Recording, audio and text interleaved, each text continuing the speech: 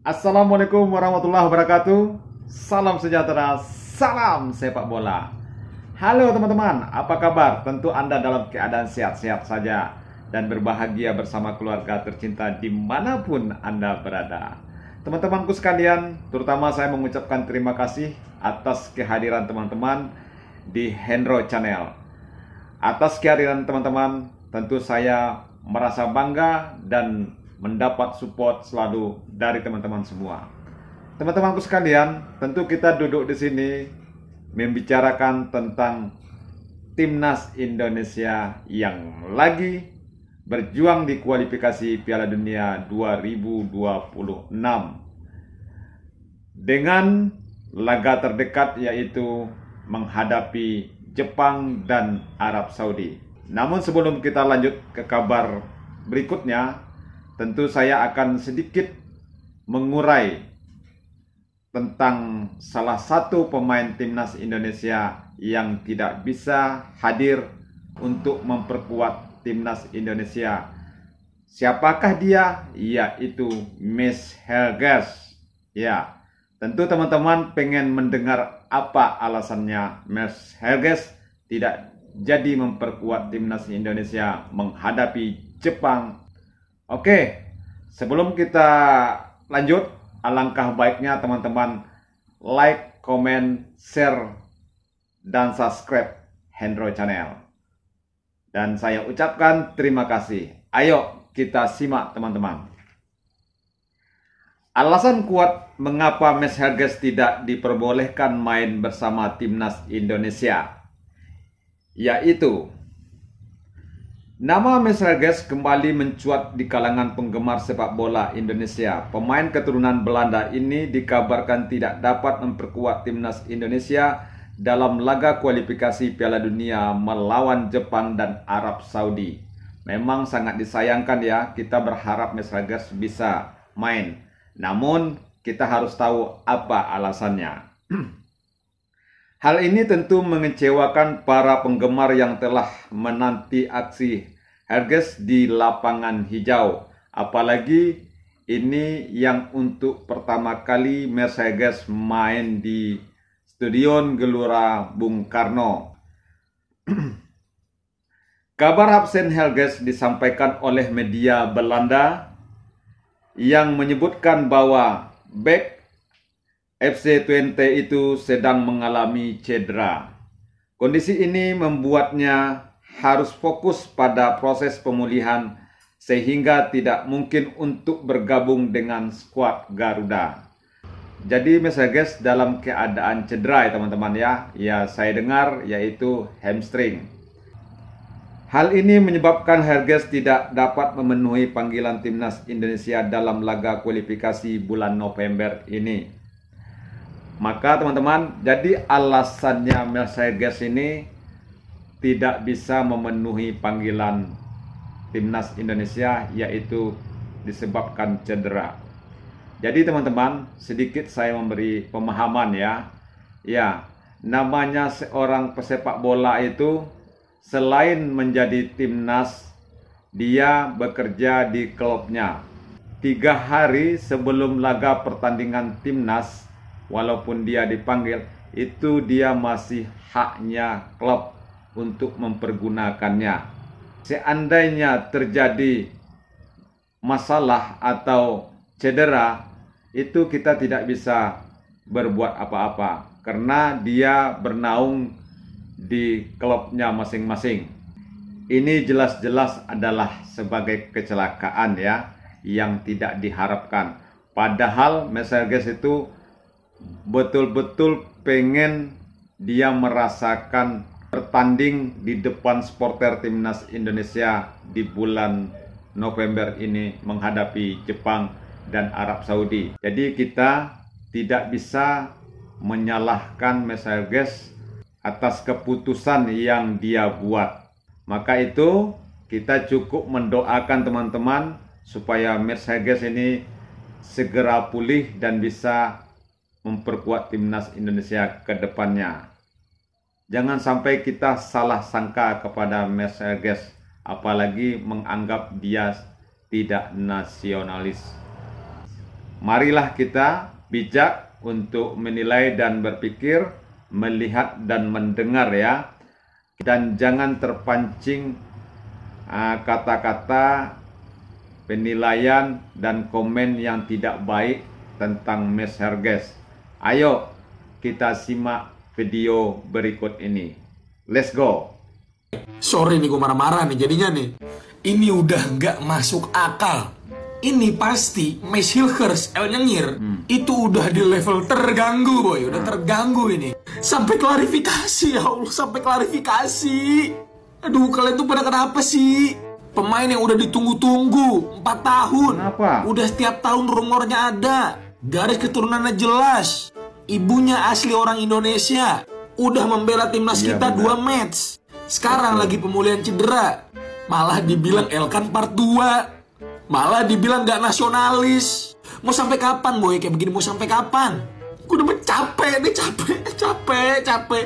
Ini gue nggak tahu apakah emang ini beneran orang-orang yang beneran orang gitu yang komen kayak begini di Hilgers ya, atau emang ada yang menggerakkan masa ini supaya membuat huru-hara aja biar pemain keturunannya itu nggak betah gitu. Karena menurut gue kalau manusia normal itu nggak akan berpikir seperti itu tuh nggak akan, kecuali emang jarang makan enak atau orang daerah yang baru dikasih handphone begitu. Nah saran gue nih ya lu pada nih, sekarang timnas kita tuh levelnya di sini nih.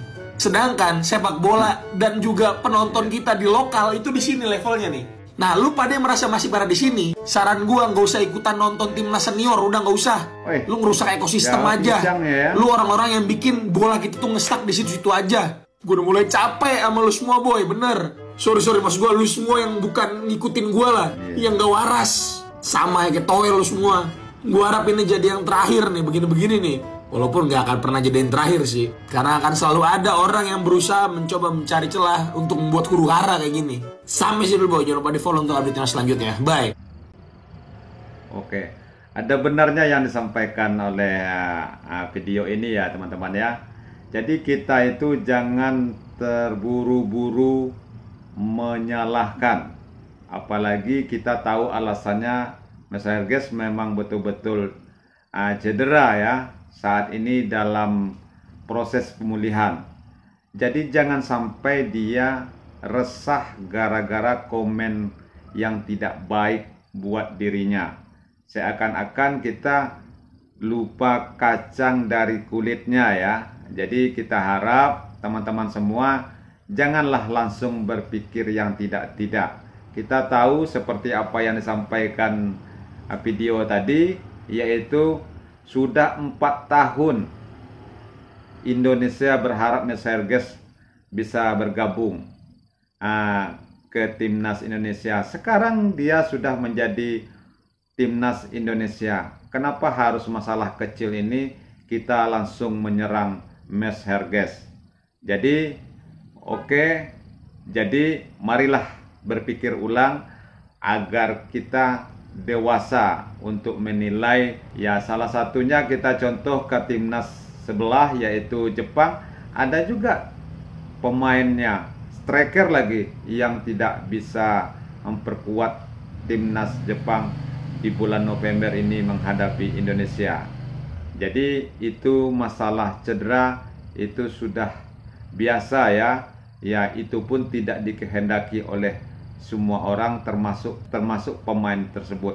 Ayo kita simak lagi, ada dari kiper timnas Jepang menilai tentang Jakarta atau Indonesia.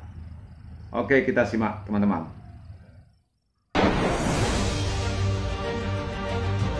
Level が高くて、ボールのスピードだったりっていうのも速かったので。帰ってからもそういうところを重点的にトレーニングしてきたので、そういった経験を生かしていけたらなと思います。Awalnya meremehkan dan menganggap Indonesia adalah negara kumuh dan tidak punya wilayah perkotaan. Lihat bagaimana ekspresi penjaga gawang Jepang Zion Suzuki usai mendarat di Indonesia dan melihat kondisi kota Jakarta. Belum tahu dia sekarang sudah mulai tahu.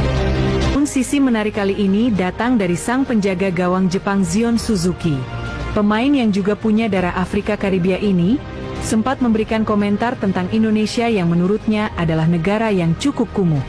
Meskipun saat itu dia mengatakan kalau belum tahu banyak tentang Indonesia, namun dari beberapa sudut pandang lain dia mengatakan kalau banyak yang berkata demikian. Zion Suzuki mengatakan kalau Indonesia adalah negara besar, punya penduduk banyak dan bahkan penduduk Jepang hanya setengah dari jumlah penduduk Indonesia saat ini. Dirinya mengatakan kalau sempat melihat beberapa situasi yang ada di Indonesia lewat konten-konten yang dibagikan oleh influencer Indonesia. Banyak permukiman yang masih kumuh dan tidak teratur, bahkan itu cenderung sangat tidak baik. Namun seusai sampai di Indonesia dan menatap view Jakarta dari atas pesawat, alangkah terkejutnya dia melihat pemandangan kota Jakarta. Awalnya dia tidak pernah menduga kalau Indonesia akan dihiasi gedung-gedung besar dan mewah bertingkat. Namun setelah melihat langsung, akhirnya dia langsung merasa malu dengan anggapan sebelumnya. Selain itu, usai tiba di Jakarta, dia juga sempat melihat jalanan sekitar saat berada di bis dan melihat view Stadion Gelora Bung Karno. Dia yang awalnya meremehkan Indonesia kumuh, akhirnya menarik kembali ucapannya dengan bijak. Menurutnya, dia kurang mencari tahu terlebih dahulu sebelum mengatakan Indonesia kumuh. Saya sempat memikirkan itu, tentang situasi negara mereka yang kata orang sedikit kumuh. Saya melihat itu dari beberapa influencer di sana, dan pemberitaan tentang negara mereka, ucap Zion Suzuki. Kami tiba di Indonesia dengan perasaan cukup berbeda. Situasi kota di sana ternyata hampir sama dengan di sini. Gedung-gedung pencakar langit, dan kondisi jalanan yang cukup tertib. Ucapnya lagi. Ya, tentang stadion mereka, itu adalah stadion yang sangat luar biasa. Kami akan mendapatkan tekanan luar biasa saat bermain di sana, karena supporter mereka juga akan memadati stadion itu nanti, tutupnya. Ucapnya lagi. Jadi Zion Suzuki, kipernya timnas Jepang ini salah menduga dengan Indonesia. Dianggapnya Indonesia itu negara kumuh. Ya, negara yang semeraut, katanya.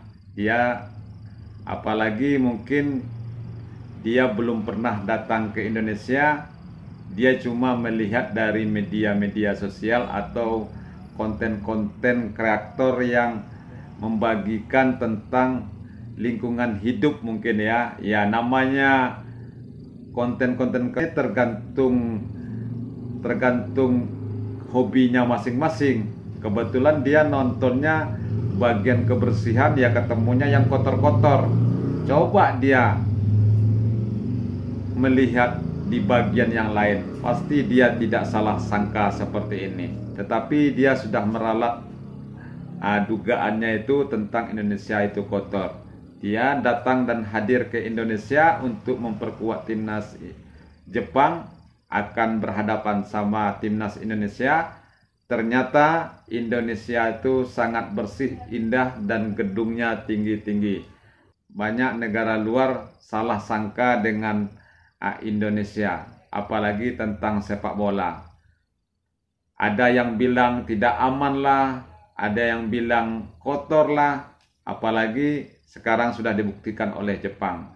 Begitu juga dari negara lain, contohnya Bahrain menganggap Indonesia tidak aman. Lihat tuh, pemain timnas Jepang yang datang ke Indonesia merasa nyaman dan merasa terharu melihat supporter timnas Indonesia, supporter Indonesia menyambutnya dengan penuh sopan dan keakraban. Sehingga pemain-pemain Jepang merasa nyaman dan menyampaikan bahwa Indonesia itu negara yang indah dan aman, nyaman.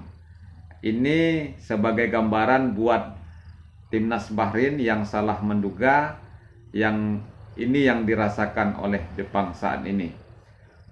Teman-temanku sekalian, sebelum kita selesaikan obrolan kita pada saat ini, ya, kembali lagi tentang Mes Hairges tadi. Saya mengajak teman-teman semua jangan salah sangka dan jangan menghujat Mes Hairges ya, yang lagi cedera. Kita tahu keadaannya sekarang dalam proses pemulihan. Jangan pikir dia tidak nasionalis ya, karena alasannya sudah tepat, karena dia cedera. Jangan seperti pemain-pemain yang lain dipanggil tidak hadir padahal dia happy sama pacarnya. Itu kalau Mercedes ini sudah jelas ada alasannya, yaitu sedang cedera. Oke teman-teman, sampai di sini dulu video kali ini. Atas kehadiran dan dukungan teman-teman, saya ucapkan terima kasih dan saya tutupi. Wassalam.